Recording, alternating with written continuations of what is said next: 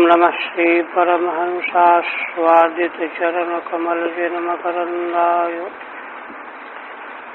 भक्तजनमानस निवासाय श्रीरामचंद्राय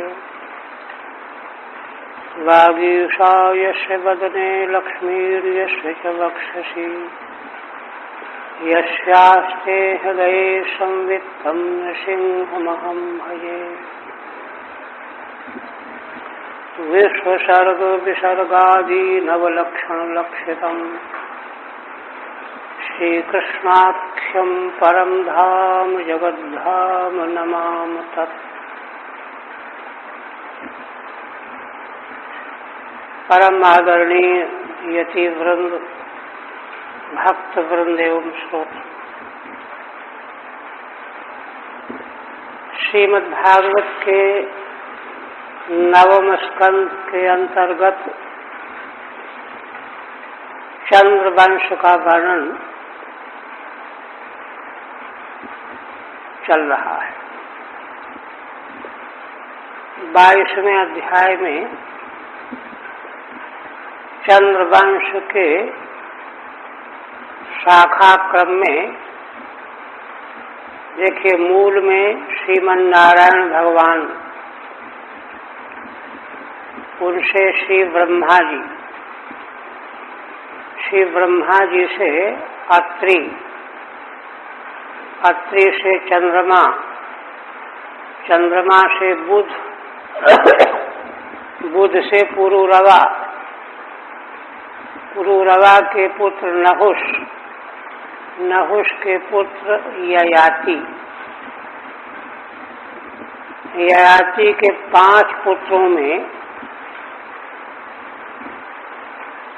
अंतिम जो सबसे छोटे महाराज पुरु हैं, उन्हीं के वंश का अब तक विस्तार से वर्णन चला,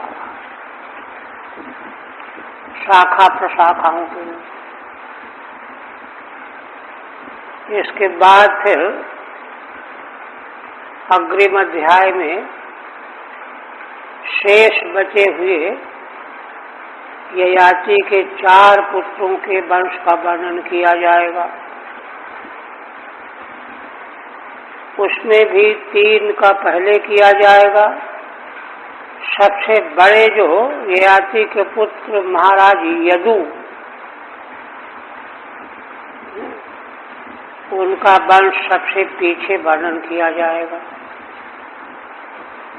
ये क्रम है। तो अभी महाराज ययाति के सबसे छोटे पुत्र पुरु के वंश में यहाँ तक वर्णन होता आया। उस क्रम में प्रतीप के 3 पुत्र हुए, देवापी, शंतनु और एक और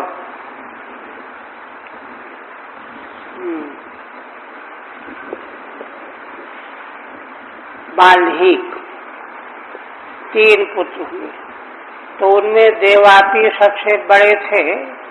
वे योगी हो गए, जंगल चले गए, कलापग्राम में रह रहे हैं, ये बता चुके पीछे। अब आगे कह रहे हैं, बाल्हीका सोमदत्तो भूत, ये हो गया था। कहते हैं कि बाल्हीक जो तृतीय पुत्र थे, प्रतीप के सबसे छोटे, उनके पुत्र सोमदत्त, सोमदत्त से भूरी, भूरिश्रवा, और तीसरे पुत्र हुए शल। शलश्च शंतनोः आसीद गंगायाम भीष्म आत्मवान। शल काल में पीछे है, भूरी, भूरिश्रवा और शल, शल का पीछे अन्वय। शंतनोः आसीद गंगायाम भीष्म आत्मवान। बीच के जो महाराज शंतनु थे, उनके पुत्र गंगा देवी से भीष्म के नाम से हुए, जो आत्मान बड़े ज्ञानी थे, नैष्ठिक ब्रह्मचारी थे और सर्वधर्म विदाम श्रेष्ठ। सर्वधर्मों को जानने वालों में सर्वश्रेष्ठ थे। और साथ में महाभाग भागवत कवि ही, भगवान के बड़े प्रेमी भक्त थे। कवि माने तत्वज्ञानी थे। ये भीष्म जी शंतनु महाराज के द्वारा गंगा देवी से प्रकट हुए और उनकी महिमा बता रहे हैं। वीर यूथाग्रणीर येनो रामोपि युधितोषितः। वीर पुरुषों के यूथों के अग्रणी थे भीष्म जी। संसार में कोई उनका मुकाबला करने वाला नहीं था। उसको स्पष्ट करने के लिए कहते हैं कि जिनके द्वारा भगवान के अंशावतार परशुराम जी को भी युद्ध में तृप्त कर दिया। रामोपि युधितोषितः, कितने बड़े वीर होंगे। ये हुआ। इसके बाद शंतनु महाराज की दास कन्या सत्यवती, उससे 2 पुत्र हुए। शंतनुर्दास कन्यायाम यज्ञे चित्रांगद सुता। चित्रांगद और विचित्रवीर। ठीक है, देखते हैं। तथा सोमदत्ताद भूरि भूरिश्रवा सलस्येति 3 पुत्र। ये 18वें श्लोक तक हो गए। अब इसके बाद महाराज शंतनु के भीष्म जी प्रकट हुए, जो बड़े धर्मज्ञ थे, ज्ञानी थे, भगवान के श्रेष्ठ भक्त थे और इतने बड़े वीर थे कि भगवान परशुराम भी उनसे युद्ध में तृप्त हो गए। रामो जामदग्न्यः। श्रीधर स्वामी कहते हैं कि भगवान श्री राम को न कोई अर्थ ले ले, वो तो बहुत पहले हो चुके हैं, इसलिए बता दिया जामदग्न्यः। जमदग्नि के अपत्य जामदग्न्यः माने परशुराम। इसी प्रकार से दास कन्या कन्यायामिति, दास कन्या में वही सत्यवती, केवट की कन्या। केवट की कन्या असल में नहीं थी, ये थी तो वास्तव में उपरिचर बसु की कन्या थी। मत्स्य के मछली के द्वारा इनका प्राकट्य हुआ था। दिव्य सृष्टि है, तो उन्हीं में महाराज शंतनु से चित्रांगद पुत्र उत्पन्न हुए। दास कन्यायामिति, ऊपर आगे दे रहे हैं, उपरिचरस्य बसोर वीर्येण मत्स्य गर्भाद उत्पन्ना। उपरिचर नाम के बसु महाभारत में इनका आख्यान है। उनके शुक्र से मछली के गर्भ से ये उत्पन्न हुई थी और इनको दासई कैवर्तई पालिता। मछली पकड़ने वाले केवटों ने इनका पालन किया। अतो दास कन्या ही थी, तो पालन करने वाला भी तो पिता माना जाता है, इसलिए दास कन्या के नाम से प्रसिद्धि हुई। प्रसिद्धायाम सत्यवत्याम, वास्तविक नाम सत्यवती था इनका। तो उनसे शंतनु जी से चित्रांगद एक पुत्र, दूसरे और विचित्र वीर्यश्चावर्जो नामना चित्रांगदो हतः। अवर्ज हमने छोटे पुत्र विचित्र वीर हुए। तो इन दोनों पुत्रों में जो बड़े चित्रांगद थे वे उन्हीं के नाम वाले गंधर्व के द्वारा उनका वध कर दिया गया। शिकार खेलने गए थे। चित्रांगद नामना गंधर्वेण हतः, समान नाम वाले। यस्याम पराशरात् साक्षात अवतीर्णो हरे कला। भगवान सुखदेव जी उन देवी सत्यवती का परिचय देते हुए कहते हैं कि देखो राजन, ये सत्यवती देवी कौन है? इन्हीं से पराशर महर्षि से साक्षात भगवान की कला रूप में व्यास जी अवतीर्ण हुए।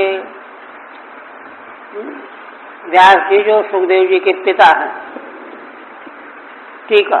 नामना तत्समान नामना चित्रांगदेन गंधर्वेन युद्धे हतः।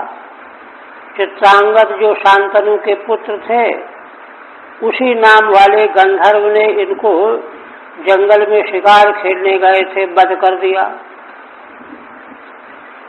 ये सत्यवती देवी कौन है? यश्याम सत्यवत्याम शांतनु परिग्रहाद पूर्व में, शांतनु से विवाह के पहले ही कुमारावस्था में ही महर्षि पराशर से हमारे पिता भगवान व्यास भगवान के अंश कला रूप में प्रकट हुए।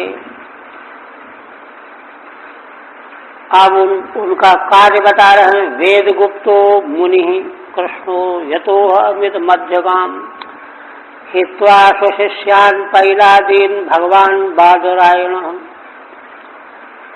उन भगवान व्यास ने वेदों की रक्षा की, बचाया। इनका नाम कृष्ण द्वैपायन व्यास हुआ। यह तो अहमित मध्यगाम, उन्हीं भगवान वेद व्यास से राजन मैंने यह श्रीमद् भागवती संहिता का अध्ययन किया है। और देखिए, कहते हैं कि भगवान व्यास ने दूसरे शिष्यों को छोड़ करके मुझी को पढ़ाया। तो देखिए, भगवान सुखदेव जी यह कह करके कोई अपनी महिमा नहीं बता रहे हैं, शास्त्र के महिमा बता रहे हैं। यह शास्त्र जो है हर किसी को पढ़ाने के लायक नहीं है। इसलिए जो और पैलादि से चारों वेदों की संहिताओं के पढ़ने वाले थे, ठीक है, वो तो कर्मकांडी हैं, अपना वेद पढ़ेंगे, कर्म करेंगे, तो उनको वेद पढ़ा दिया। यज्ञोपवीति होने के बाद क्रम प्राप्त है। किंतु श्रीमद् भागवती संहिता तो सिद्ध संहिता है।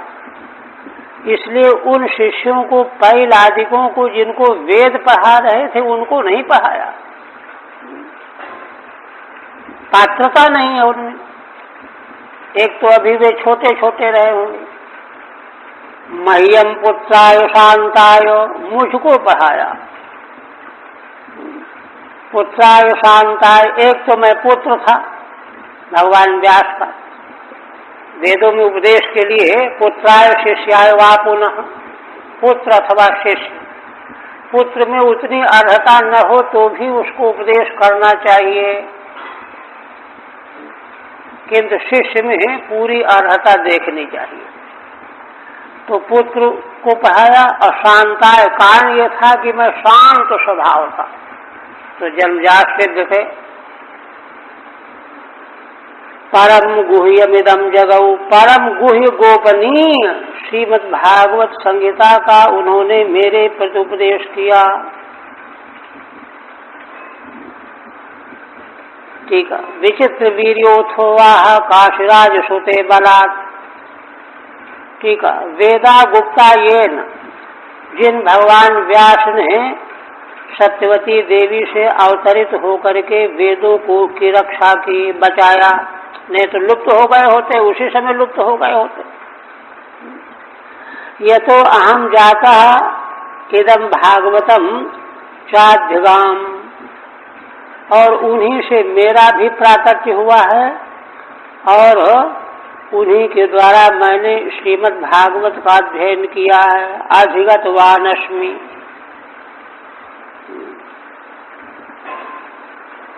टीका नहीं थे इसके। आप कहते हैं विचित्र वीर्योथोवाह काशीराज सुते बलात्। शंतनु के दो पुत्रों में चित्रांगद का तो वध हो गया, विचित्र वीर छोटे पुत्र रह गए। इन्होंने काशीराज की दो कन्याओं से विवाह किया। काशीराज की कन्याएं अंबालिका, अंबिका, तीन थी।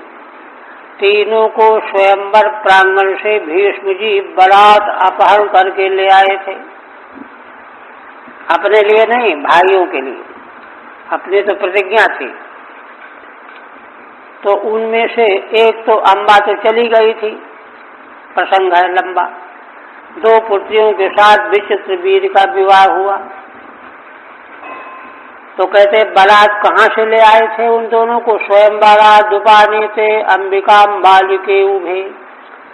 स्वयंवर के मंच से ले आए थे भीष्म जी। उनके नाम अंबिका बालिका।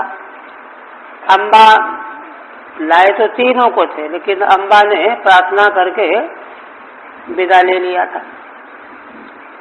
त्रयो आसक्त हृदय गृहीतो यक्ष्मणामृतः। तो उन दोनों पत्नियों के प्रति आसक्ति अधिक होने से उनको राज यक्ष्मा रोग हो गया और मृत्यु हो गई। स्वयंवरात भीष्मिण बलाद उपानीते। टीका नहीं। आप देखिए, अब विचित्रवीर्य की दोनों पत्नियां विधवा हो गई। क्षेत्रे अप्रजस्य वै भ्रातुर मात्रोक्तो बादरायण। धृतराष्ट्रम च पांडुम च विदुरम चाप्यजीजनत। अपने भाई के क्षेत्र पत्नियों में, जबकि वो अप्रज माने संतान रहित हैं, माता की आज्ञा, माता सत्यवती ने आज्ञा दिया, तब भगवान व्यास ने उन दोनों से धृतराष्ट्र और पांडु को उत्पन्न किया और एक सेविका से विदुर का जन्म हुआ। विदुरम चाप्यजी जनक, है ना। तो कहते हैं मात्रा सत्यवत्या उक्ता। माता सत्यवती के द्वारा आग्रह किए जाने पर भगवान व्यास ने विचित्रवीर्य की दोनों पत्नियों से धृतराष्ट्र और पांडु को और एक सेविका से जो है विदुर को उत्पन्न किया। अब यहाँ पर शास्त्र की बात श्रीधर स्वामी कहते हैं कि भाई पराई स्त्री से संबंध कैसे किया इन्होंने, ये क्या बात हुई? धर्मशास्त्र का अतिक्रमण कैसे किया? उस पर कहते हैं अपति अपत्य लिप्सु देवराज गुरु प्रयुक्ता ऋतुमतीया। ये शास्त्र वचन है। जो अपति माने जो विधवा हो गई हो, पति नहीं रहा और उसको पुत्र चाहिए, पुत्र की लिप्सा हो, तो श्रेष्ठ लोग सास ससुर आदि अगर अनुमति दें, आज्ञा दें, तो पति के भाई के साथ वह ऋतुमती होकर के पास जाए, ये आज्ञा है शास्त्र इत्यादि वचनात्। इसलिए शास्त्र का उल्लंघन भगवान व्यास ने नहीं किया, माँ की आज्ञा और शास्त्र समर्थन कर रहा है। अच्छा, अब उनमें क्या हुआ? धृतराष्ट्र का विवाह हुआ गांधारी के साथ। आगे कहते गांधार्याम धृतराष्ट्र से यज्ञे पुत्र शतम नृपो। हे राजन, धृतराष्ट्र की पत्नी गांधारी, उनसे 100 पुत्र प्रकट हुए। 100 पुत्रों में तत् दुर्योधनो ज्येष्ठो दुशाला चापी करने का। दुर्योधन सबसे बड़ा था और एक कन्या भी हुई, दुशाला नाम की कन्या हुई। दुशाला नाम कन्या च यज्ञे। अच्छा, पांडु के वंश के बारे में कहते हैं, पांडु को एक ऋषि का श्राप था, इसलिए वे स्त्री सहवास नहीं कर सकते थे। वही कहते शापान मैथुरुद्धस्यो पांडु कुंत्याम महारथा। शाप के कारण पांडु स्त्री संसर्ग से रहित थे, अवरुद्ध था। तब कुंती देवी में 3 पुत्र हुए देवताओं के द्वारा। धर्मानिलेन्द्रेभ्यो युधिष्ठिर मुखाश्रयः। धर्म 1, अनिल वायु देवता 2, इंद्र 3। तीनों से क्रमशः युधिष्ठिर, भीमसेन और अर्जुन ये 3 पुत्र कुंती देवी में तीनों महारथी थे, ये प्रकट हुए। अरण्ये मृग शापान मैथुन रुद्धस्य प्रतिबद्धस्य, जंगल में ऋषि का शाप होने से उनमें अवरोध हो गया था पांडु को। इसके बाद कहते हैं नकुल सहदेवश्चो माद्याम नाशत्य दस्त्रयो। नकुल और सहदेव ये 2 पुत्र जो हैं महाराज पांडु के दूसरी पत्नी माद्री से हुए। ये भी देवताओं से हुए, क्योंकि महाराज तो असमर्थ थे। अश्विनी कुमार देवताओं के द्वारा ये 2 पुत्र हुए। इसके बाद द्रौपदी के साथ विवाह हुआ। संक्षेप में वंश वर्णन कर रहे हैं। द्रौपद्याम पंचभ्य पुत्रास्ते पितरो भवन। हे राजन, द्रौपदी देवी में इन 5 पांडवों से 5 पुत्र जो तुम्हारे चाचा की तरह से हुए, पितृ की तरह से 5 हुए। न सत्य दस्त्राभ्याम अश्विनी कुमाराभ्याम, है ना, अश्विनी कुमारों से नकुल सहदेव हुए माद्री के द्वारा। पंचभ्यो युधिष्ठिरादिभ्य पंचाभवन, युधिष्ठिर भीमसेन आदि 5 भाइयों से द्रौपदी देवी में 5 पुत्र प्रकट हुए। उनके नाम बता रहे हैं। युधिष्ठिरात् प्रतिविंध्य श्रुतसेनो ब्रकोदराट। युधिष्ठिर महाराज से द्रौपदी देवी में प्रतिविंध्य नाम के पुत्र हुए, और ब्रकोदर भीमसेन से श्रुतसेन नाम का पुत्र हुआ। अर्जुनाच्युत कीर्तिस्तु, अर्जुन से श्रुत कीर्ति नाम का पुत्र हुआ। शतानीकस्तु नाकुली, नकुल के द्वारा शतानीक नाम का पुत्र हुआ। सहदेव सुतो राजन श्रुत कर्मा तथा परे, और 5वें सबसे छोटे सहदेव के द्वारा श्रुतकर्मा नाम का पुत्र हुआ द्रौपदी देवी से। किंतु इन 5 भाइयों के दूसरी पत्नियों से और भी पुत्र थे। वही कहते हैं युधिष्ठिरात् तो पौरव्याम देवको अथ घटोत्कचः। महाराज युधिष्ठिर की दूसरी पत्नी पौरवी, उनसे देवक नाम का पुत्र हुआ। भीमसेन के द्वारा हिडिंबा में घटोत्कच नाम का पुत्र हुआ। अथ घटोत्कच भीमसेनाद हिडिंबायाम।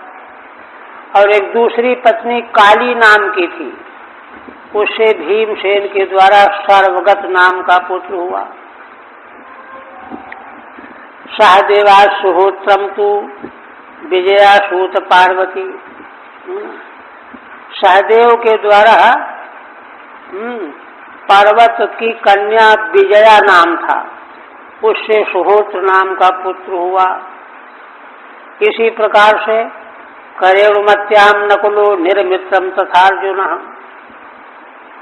नकुल के द्वारा करेणुमती नाम की पत्नी से निर्मित्र नाम का पुत्र हुआ।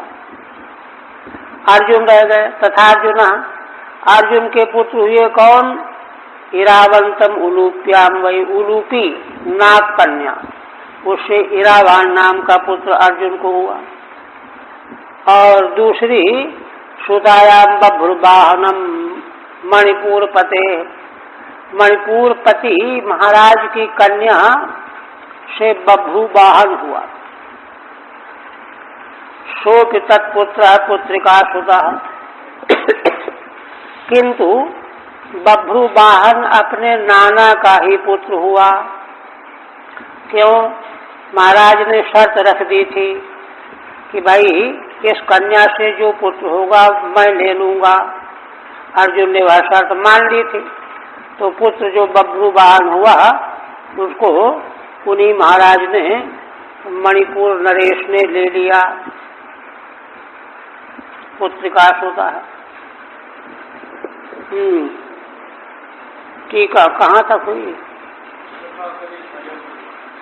अच्छा, तथा परे भार्यांतरेषु माने पांचों पांडवों की दूसरी दूसरी पत्नियों से भी कौन कौन पुत्र हुए वह सब बताया। अब काली चान्या भीम से भारिया, एक तो हिडिंबा थी ही और काली एक और पत्नी थी, उससे सर्वगत नाम का पुत्र हुआ। तस्याम ततो भीमसेनात् सर्वगतो नाम पुत्रो अभवद इत्यर्थः।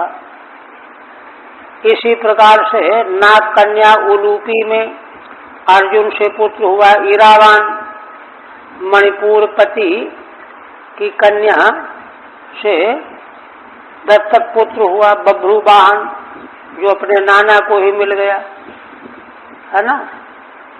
मणिपुर पते सुतायाम पुत्रिका धर्मेण दत्तायाम, क्योंकि मणिपुर पति ने अपनी कन्या अर्जुन को पुत्रिका धर्म की शर्त पर दी थी कि इसका जो पहली संतान होगी मैं ले लूंगा। तो इसलिए बभ्रुवाहन अपने नाना के घर रहने लगे। बभ्रुवाहनमसूत अतस्तत्पुत्र सन्नपि सा पुत्रिका सुतः, इसलिए वे पुत्र होने पर भी पुत्रिका सुतः को मातामह सुतः इत्यर्थः। वे मातामह माने नाना के ही पुत्र प्रसिद्ध हुए। बाचाबद्ध का होने का कितना होता है कि फिर उन्हीं के पुत्र हो गए। अब ये नहीं कि जो है हमने दान किया है तो अब मना कर दें, ऐसा नहीं। शास्त्र में दो तरह की बात नहीं, संकल्प कर दिया तो उन्हीं के पुत्र हो गए। अच्छा, ये भी है कि उस मैंने दत्तक पुत्र के द्वारा भी जो है पिंडदान आदि भी प्राप्त होता है, ये भी वर्णन है। ऐसा नहीं कि उसका जो है धर्म कर्म लगेगा नहीं, पिता को प्राप्त होगा जिसका पुत्र हुआ है। आप देखिए, हाँ, तब तातः सुभद्रायाम अभिमन्यु रजायत। भगवान सुखदेव जी कौरव पांडव वंश का पूरे वर्णन कर रहे हैं ना, तो कहते हैं कि देखो, है तुम्हारे चाचा तक का तो वर्णन हो गया, अब अपना वर्णन भी सुनो। तब तातः सुभद्रायाम अभिमन्यु रजायत, तुम्हारे पिता अभिमन्यु अर्जुन की दूसरी पत्नी सुभद्रा से वे प्रकट हुए। वे कैसे थे? सर्वातिरथ जिद वीरो, सब अथरथियों से वीर थे वे। उत्तरायाम ततो भवान, उन्हीं अभिमन्यु से उत्तरा नाम की पत्नी से आपका जन्म हुआ। परीक्षेणेषु पुरुषु द्रौणेर ब्रह्मास्त्र तेजसा त्वं च कृष्णानुभावेनो सजीवो मोचितोऽन्तका। राजन देखो, उस समय ऐसी परिस्थिति आ गई थी कि कौरव वंश ही शून्य हुआ जा रहा था। द्रोणाचार्य के पुत्र अश्वत्थामा ने ब्रह्मास्त्र का प्रयोग कर दिया था। तुम ही तो अंतिम संतान थे दोनों वंशों के, किंतु ब्रह्मास्त्र के द्वारा तुमको घायल कर दिया था, वध कर दिया था एक तरह से। किंतु श्री भगवान कृष्ण के प्रभाव से तुम जीवित बच गए, है ना। मोचतो अंतकात, काल के मुख से भगवान के प्रभाव से तुमको बचा लिया गया। तवे में तरयास्ता तो जन्मे जय पूर्व का। आप फिर कहते हैं कि देखो हे तात, तुम्हारे पुत्र देखो ये हैं बैठे हुए, तुम्हारे सामने ही बैठे हैं, तो वही बैठे ही थे। जन्मेजय, सबसे बड़े जन्मेजय हैं। श्रुतसेनो भीमसेन उग्रसेन से वीरवान, चार पुत्र, जन्मेजय, श्रुतसेन, भीमसेन, उग्रसेन, ये चार पुत्र तुम्हारे पास बैठे हुए हैं।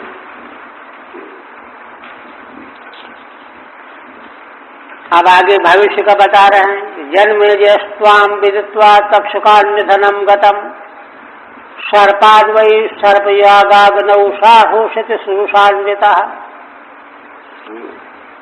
कहते हैं कि देखो राजन, तुम्हारा सबसे बड़ा पुत्र जन्मेजय जब तक्षक के काटने से तुम्हारी मृत्यु का समाचार सुनेगा तो सर्पयाग का आरंभ करेगा। क्रोध में आकर के सारे सर्पों को हवन करवाएगा। सर्प यज्ञ ये विशेषता काव्य संक्षेप में ही बता रहे हैं, फिर बीच में आस्तिक के द्वारा रोके जाएंगे ना। विशेष विशेष करके बता रहे हैं। कावशेयम पुरोधाय तुरम तुरग मेधयात समन्तात पृथ्वीम सर्वाम जित्वा यक्षति चाध्वरैः। और हे राजन, तुम्हारा यह पुत्र जन्मेजय है ना, कावशेयम पुरोधाय, तुर नाम के पुरोहित है ना, जो कावश वंश के थे, उनको पुरोहित बना करके ये अश्वमेध यज्ञ का अनुष्ठान करेगा। उसके पहले समन्तात पृथ्वीम सर्वाम जित्वा यक्षति चाध्वरैः, चारों सभी दिशाओं में सारी पृथ्वी पर दिग्विजय प्राप्त करेगा। सबको जीत करके तब यज्ञों के द्वारा अश्वमेध यज्ञ करेगा। तुर संयम पुरोहितम कृत्वा, तुर उनका नाम ही था। अच्छा, इनका वंश, इनके पुत्र कौन होंगे? तस्य पुत्र शतानी को याज्ञवल्क्या त्रयीम पठन। तुम्हारे पुत्र जन्मेजय के पुत्र होंगे शतानी, याज्ञवल्क्या त्रयीम पठन। वे ऋषि याज्ञवल्क्य से वेदत्रयी का अध्ययन करेंगे, अस्त्र ज्ञान कृपाचार्य से प्राप्त करेंगे। क्रिया ज्ञानम शौनकात् परमेष्यति, और शौनक ऋषि से वैदिक क्रियाओं का ज्ञान प्राप्त करेगा। और यह सब करके अंत में परमात्मा को प्राप्त कर लेगा।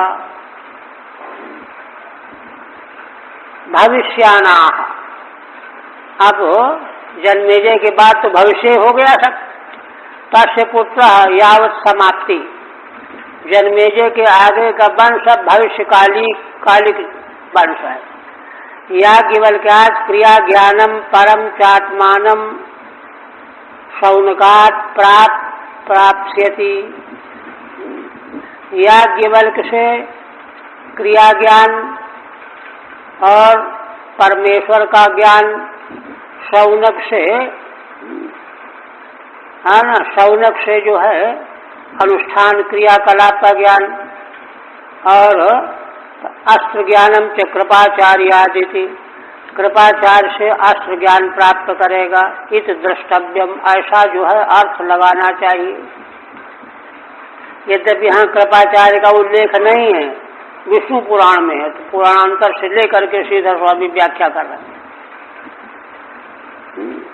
आगे दे रहे हैं, याज्ञवल्क्यात् त्रयीमधीत्य, है ना, याज्ञवल्क्य से वेदत्रयी का अध्ययन करेंगे। और कृपाद अस्त्राणि अवाप्य, कृपाचार्य से शस्त्र विद्या प्राप्त करेंगे। यह वैष्णव पुराण में कही गई है। वैष्णवोक्ते क्वचित तो अस्त्र ज्ञानम कृपाचार्यात् इत्येव पाठः। कहीं कहीं श्रीमद् भागवत में भी यही पाठ किया हुआ है, कृपा अस्त्र ज्ञानम कृपाचार्यात्। तो यहाँ पर भी स्पष्ट ही हो गया। इसके बाद शतानीक का व्रत बता दिया। अब सहस्रानीक तत्पुत्रस्ततश्चैवाश्वमेधजः। शतानीक का पुत्र होगा सहस्रानीक, सहस्रानीक का पुत्र होगा आश्वमेधज।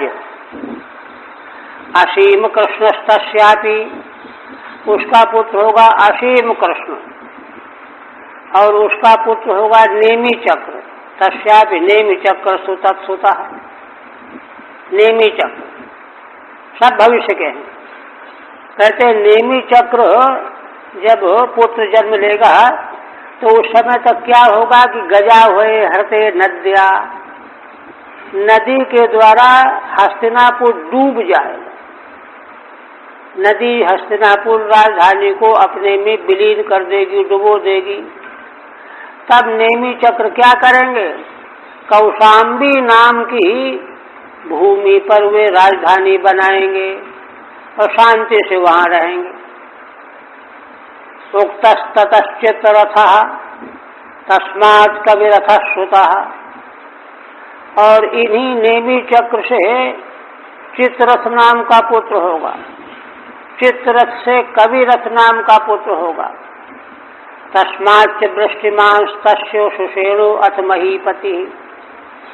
और कविरथ से वृष्टिमान नाम का पुत्र होगा और वृष्टिमान से सुषेण नाम का पुत्र होगा, राजा होगा।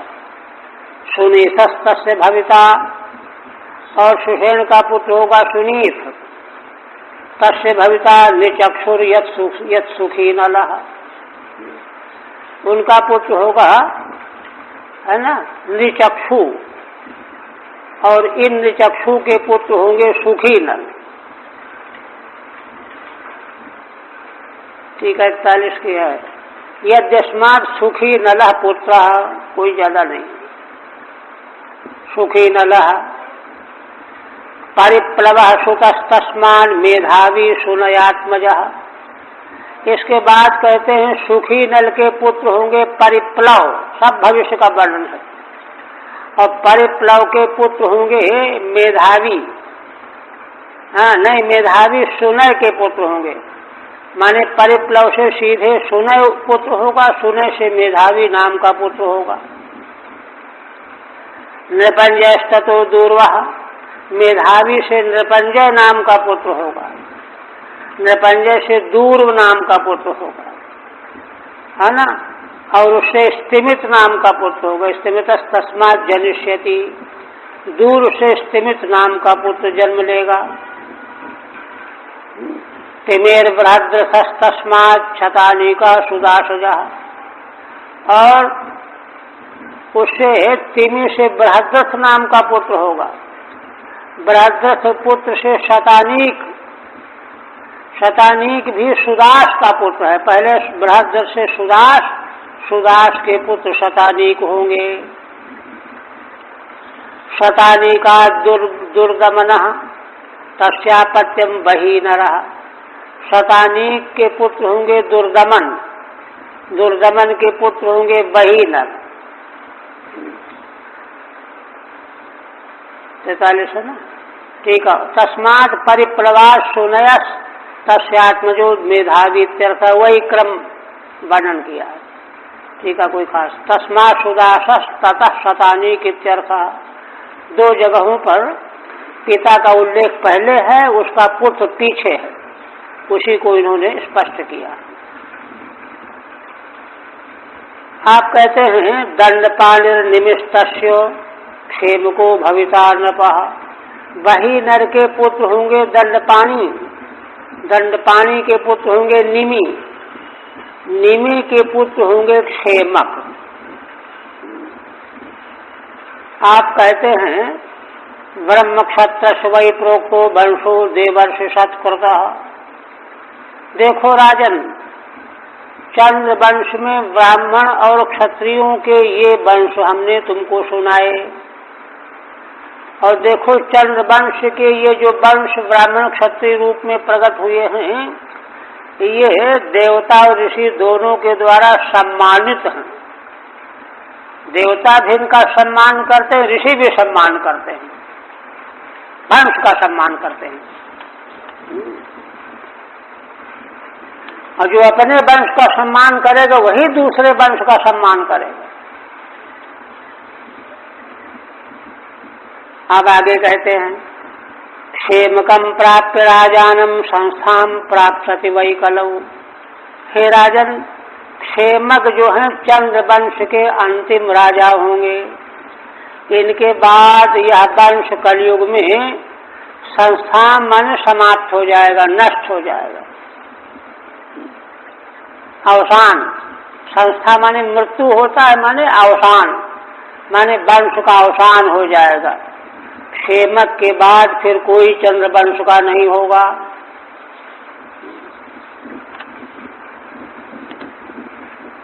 आज उसके बाद कहते हैं, है ना, अच्छा, अथ मागध राजानो भवितारो बदामिते। अब मगध वंश जो पीछे छोड़ आए हैं, उनमें आगे चल करके कौन कौन राजा होंगे उनका मैं वर्णन कर रहा हूं। ये तो कौरव पांडव वंश का हुआ, अब ये वर्णन कर रहे हैं मगध वंश का। कहते देखो, भविता सहदेवस्यो मार्जारी यक्षुतश्रवा। मगध देश का राजा जरासंध था ना, जरासंध का पुत्र सहदेव, सहदेव का पुत्र मार्जारी, मार्जारी का पुत्र होगा श्रुतश्रवा, श्रुतश्रवा के पुत्र होंगे आयुतायु, ततो आयुतायुस्तस्यापि निर्मित्रो अथ तत्सुतः।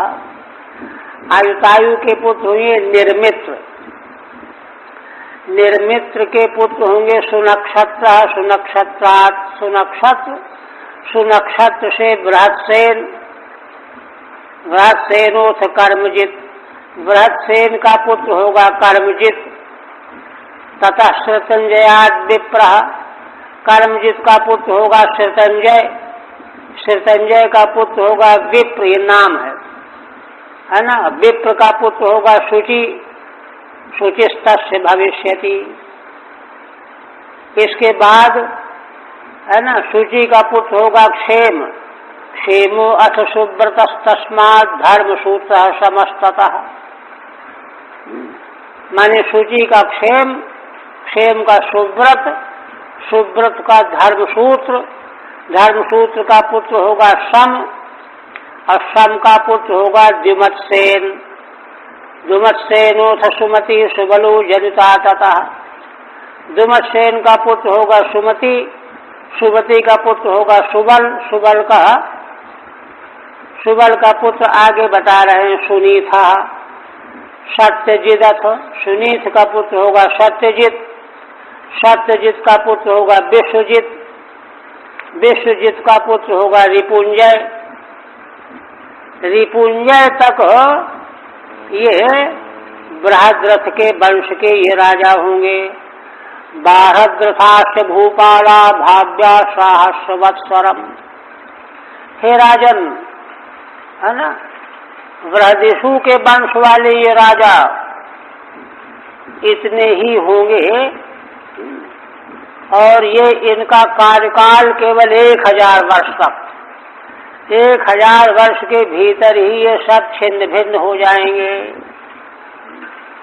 क्योंकि कलयुग में असल में आयु तो अल्प होती जा रही है ना। हरि ओम तत्सत श्रीमद् भागवते महापुराण। अरे हाँ ठीक है,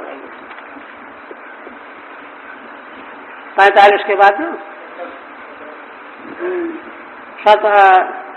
तथा शतानी का हो गया।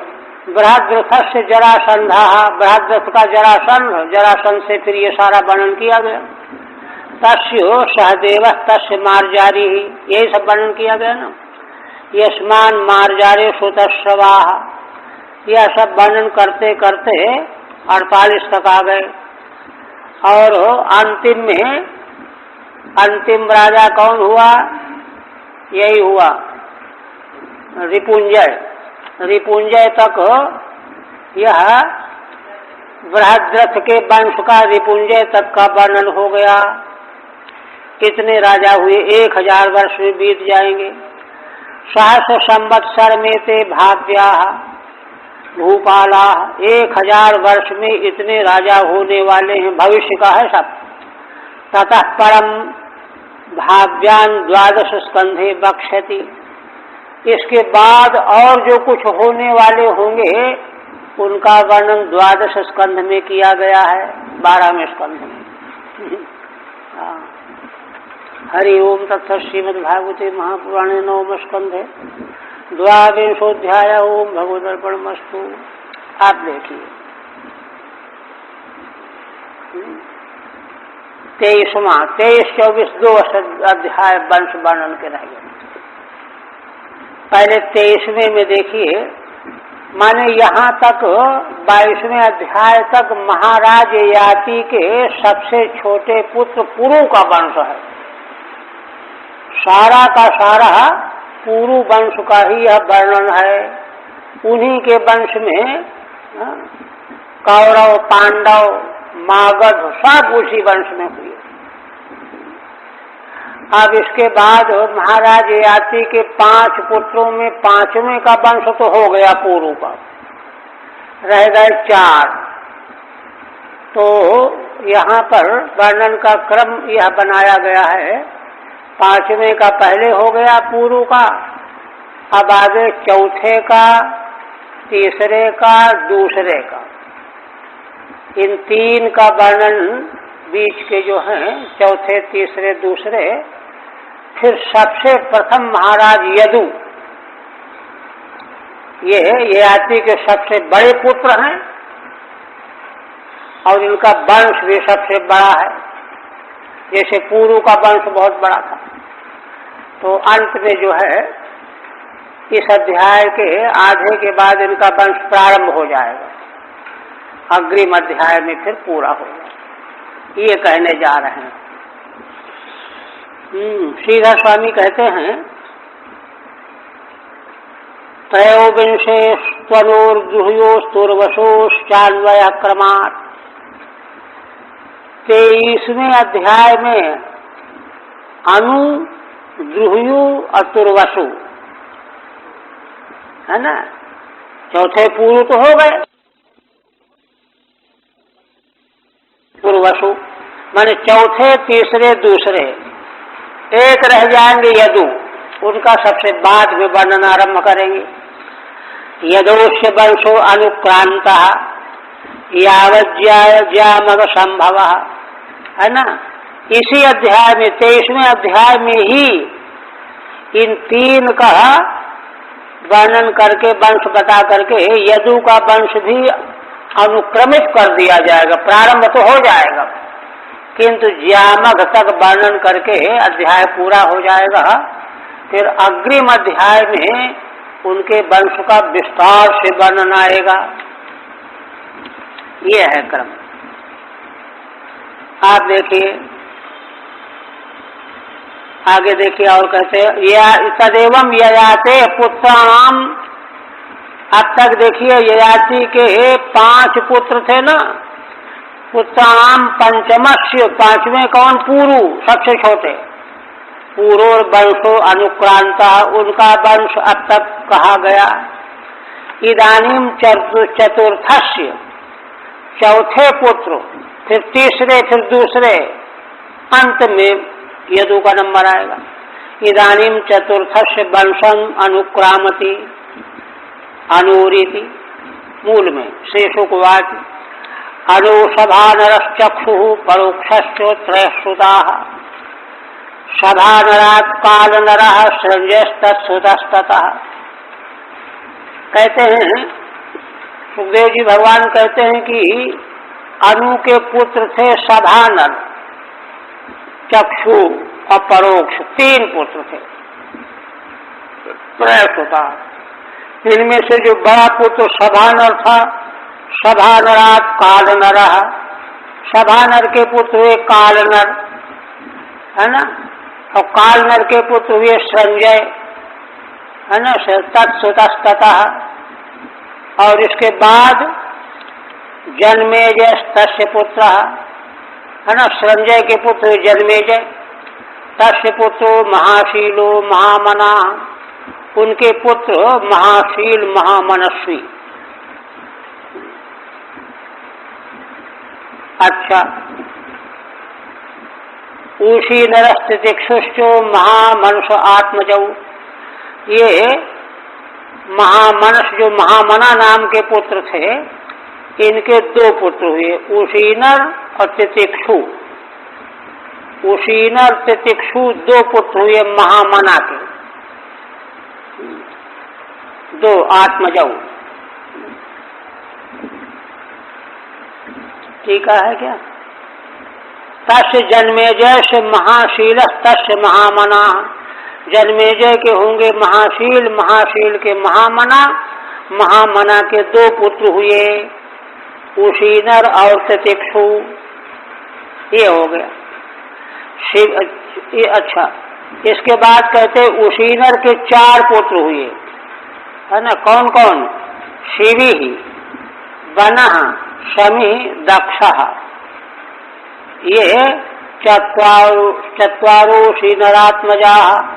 शिवी, वन, शमी और दक्ष, ये 4 उसी नर के पुत्र हुए हैं।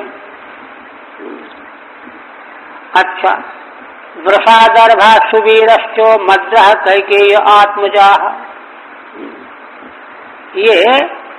ये किनके पुत्र हुए?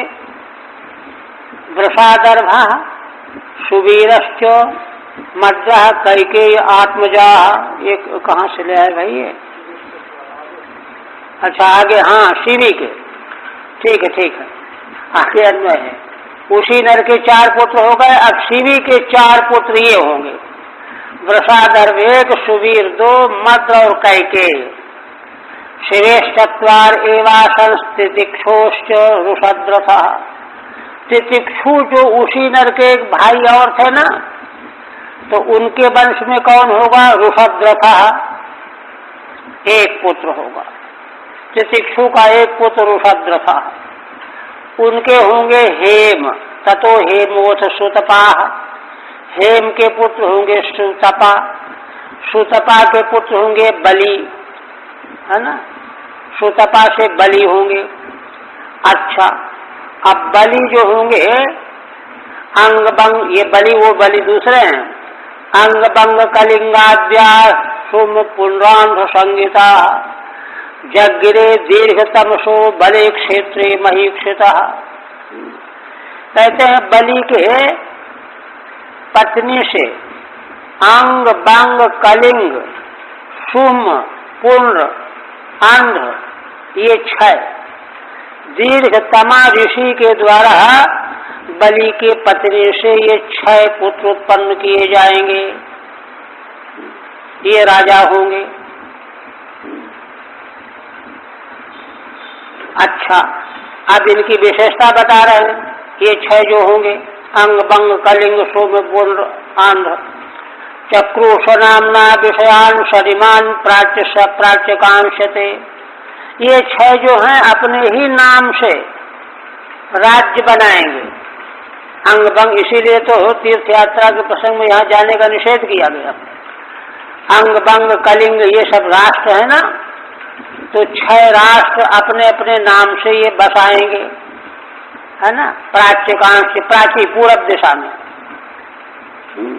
खनपानोंगतो यज्ञ, पहला जो अंग पुत्र है उससे खनपान का पुत्र होगा। तस्माद दिविरथ रथस्ततः, खनपान का पुत्र होगा दिविरथ। सुतो धर्मरथो यस्य, दिविरथ का पुत्र होगा धर्मरथ। यस्य यज्ञ चित्ररथो प्रजा, है ना? जिनके चित्ररथ नाम का पुत्र होगा, चित्ररथ को कोई संतान नहीं होगी। अब कहते हैं कि इनको जब कोई संतान नहीं होगी, इन्हीं का एक दूसरा नाम रोमपाद भी है। रोमपाद इति ख्यातस् तस्मै दशरथ सखा। ये रोमपाद चित्ररथ का दूसरा नाम है। तो इनके मित्र होंगे महाराज दशरथ, मैत्री होगी। तो इनको जब कोई संतान नहीं थी तो शांताम स्वकन्याम प्रायच्छत, तो महाराज दशरथ ने अपनी कन्या शांता इनको दे दिया। उस शांता का विवाह ऋषिशृंग से हुआ। श्रृंगी ऋषि कहते हैं यह प्रकरण कैसे आया? देवे अगर्षत यम रामा आनिन्युर्हरिणी सुतम। एक बार रोमपाद के राज्य में वर्षा नहीं हो रही थी।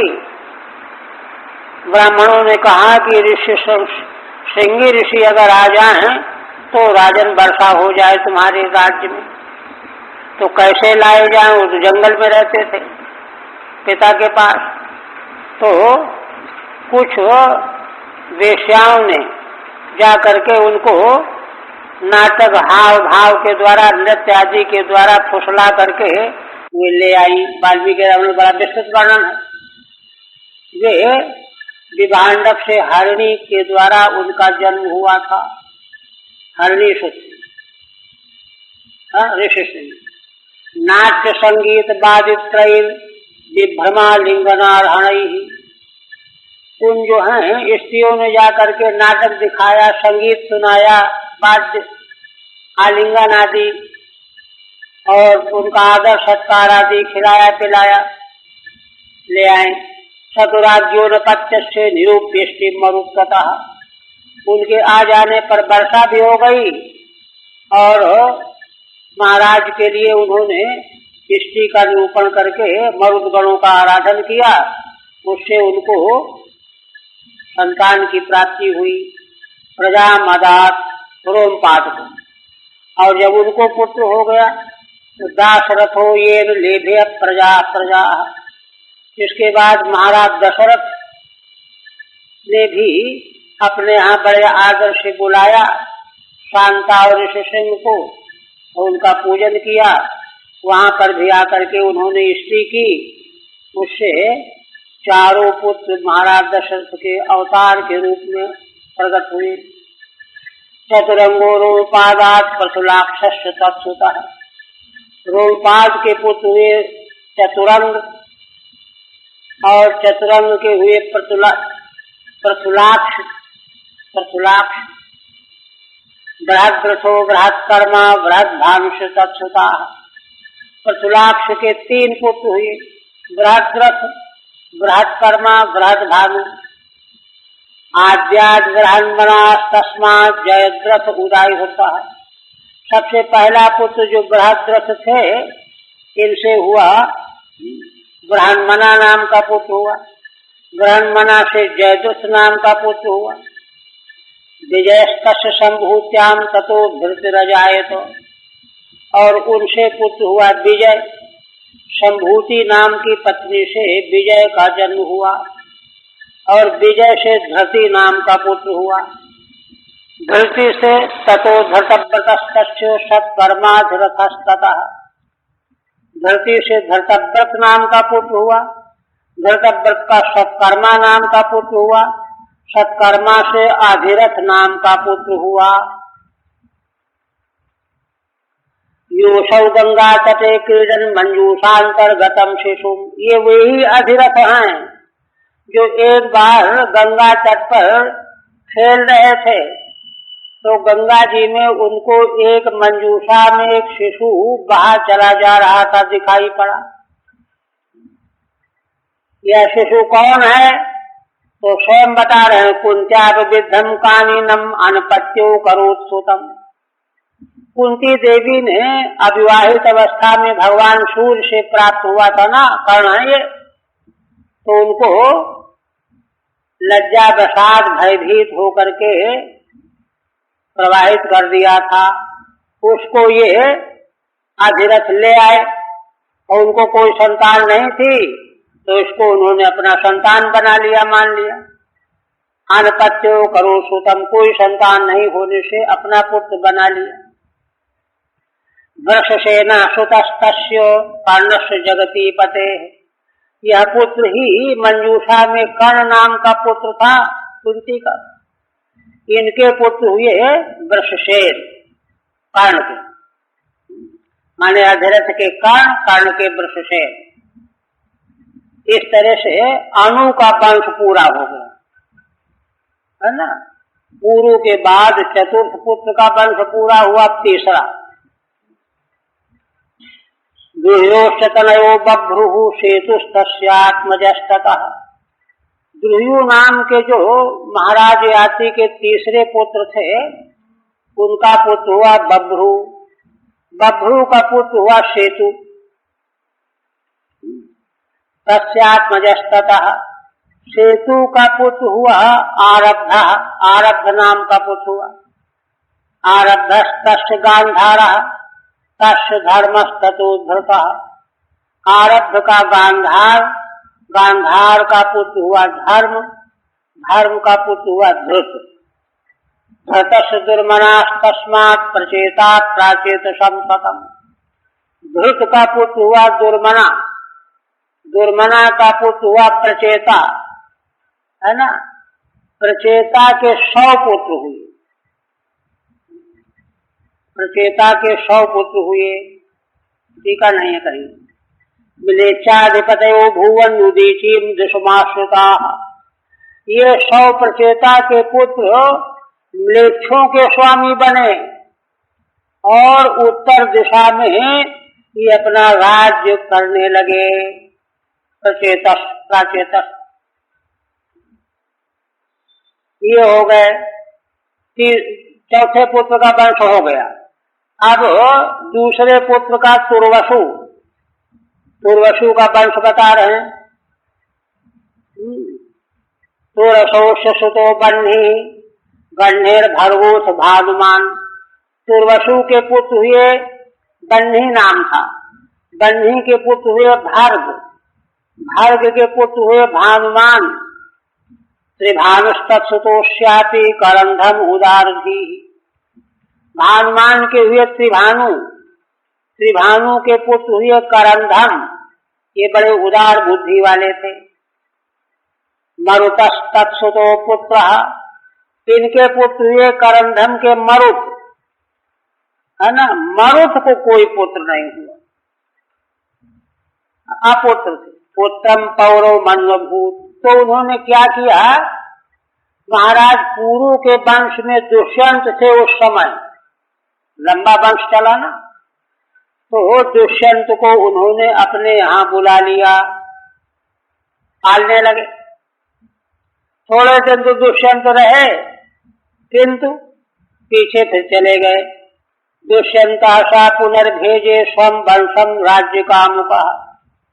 क्योंकि उनको ये हुआ कि हमको राज्य नहीं मिलेगा, हमारे पिता का राज्य हमको मिलना चाहिए, इसलिए छोड़ के चले आए अपने वंश में, है ना। यहाँ तक जो है तुर्वसु का वंश हो गया। अब आगे कहते हैं ये आती सबसे बड़े माने प्रथम पुत्र, 4 पुत्रों का वंश हो गया। याती सबसे बड़े यदु के वंश का आगे अब वर्णन आरंभ करने जा रहे हैं। पहले क्या कहते हैं, कहते हैं कि ये आतेर ज्येष्ठ पुत्रस्यो यदुर्वंशम नरर्षभ गणयामि महापुण्यम सर्वपापहरं नृणाम। भगवान सुखदेव जी कहते हैं कि राजन, चंद्र वंश के अंतर्गत ययाति के 4 पुत्रों का वंश हमने वर्णन कर दिया, एकमात्र पुत्र यदु रह गए। उनके वंश का अब हम वर्णन करने जा रहे हैं। ये ययाति के ज्येष्ठ पुत्र थे। वर्णयामि महापुण्यम, कहते हैं कि इनके वंश का वर्णन बड़ा पुण्यशाली, महान पुण्यशाली। सर्वपाप हरम नृणाम, इसको सुनकर के मनुष्य के सारे पाप नष्ट हो जाते हैं। यदोर्वंशम नरश्वत्वा सर्वपापै प्रमुच्यते। माने यहाँ तो सर्वपाप हरम, यह तो उनके वंश का विशेषण है ना। महाराज यदु का वंश जो है सुनने से ही महान पुण्य पूर्वक सर्वपापों का मनुष्यों के हरण करने वाला है, ये तो विशेषण है। किंतु आगे की पंक्ति में यदोर्वंशम नरश्वत्वा सर्वपापै प्रमुच्यते, महाराज यदु के वंश का मनुष्य श्रवण कर ले तो सारे पापों से छूट जाता है, मुक्त हो जाता है। कितनी बड़ी महिमा है। 19वें में टीका नहीं, सदुष्यंत स्वम वंशम पौर्वम वंशम, वो तो हो गया।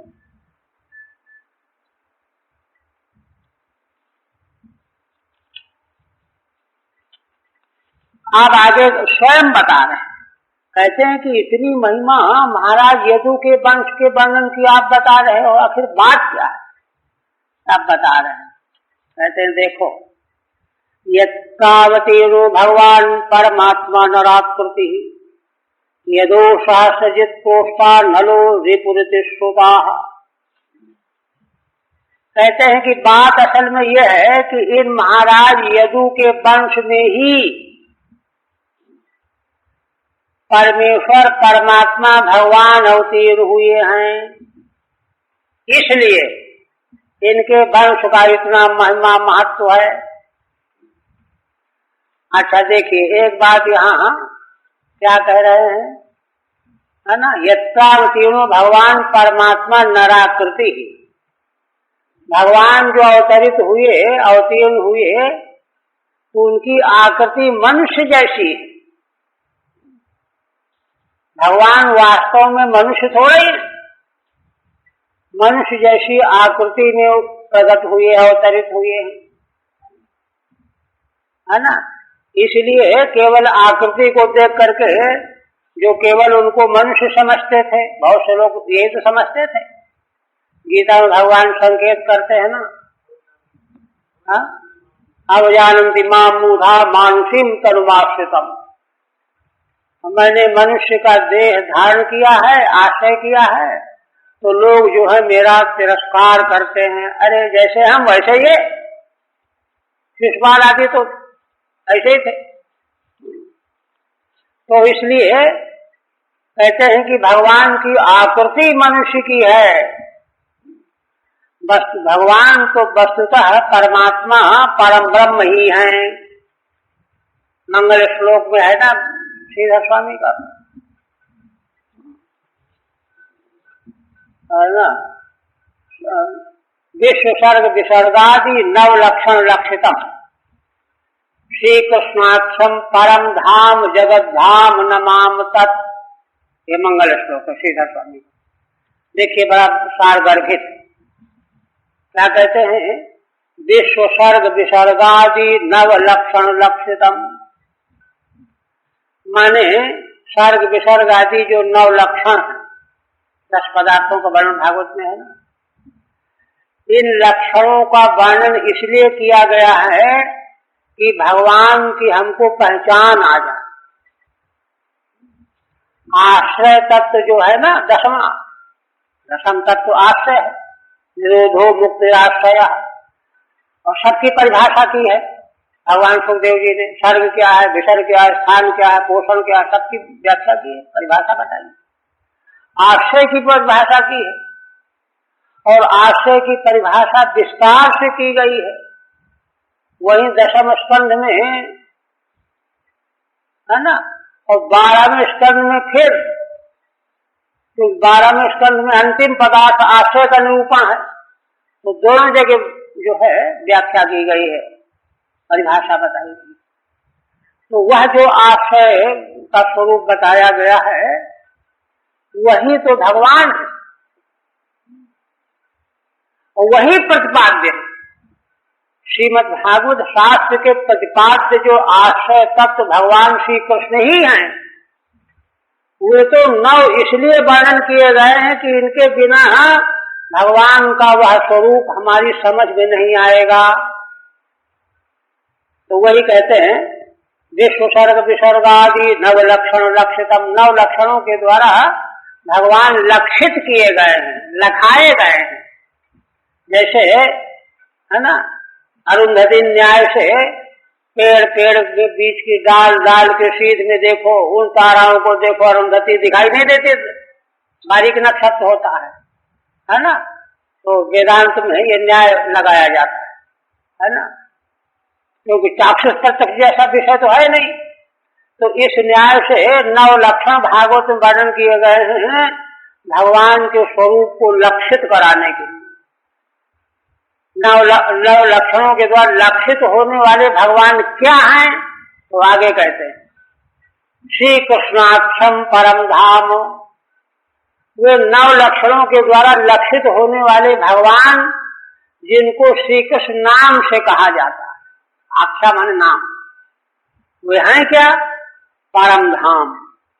परम धाम माने निरुपाधिक ब्रह्म तत्व एक, है ना। श्री कृष्णाख्यम परम धाम, और क्या, जगत धाम नमाम तत्, और वे ही भगवान श्री कृष्ण जगत रूप भी हैं। जगत रूप भी भगवान है और परम धाम रूप भी है। निरुपाधिक और सोपाधिक दोनों स्वरूपों में, माने स्वरूपों का मतलब यह है कि उनके अलावा और कुछ भाई ही नहीं। यहाँ सर्वदेश सर्वकाल सर्ववस्तु के अधिष्ठान वे ही भगवान हैं। आश्रय, उन आश्रय को लक्षित कराया गया है। तो श्रीमद् भागवत सुनते सुनते इस आश्रय तत्व का साक्षात्कार हो जाना चाहिए। यह है श्रीमद् भागवत का प्रयोजन, है ना।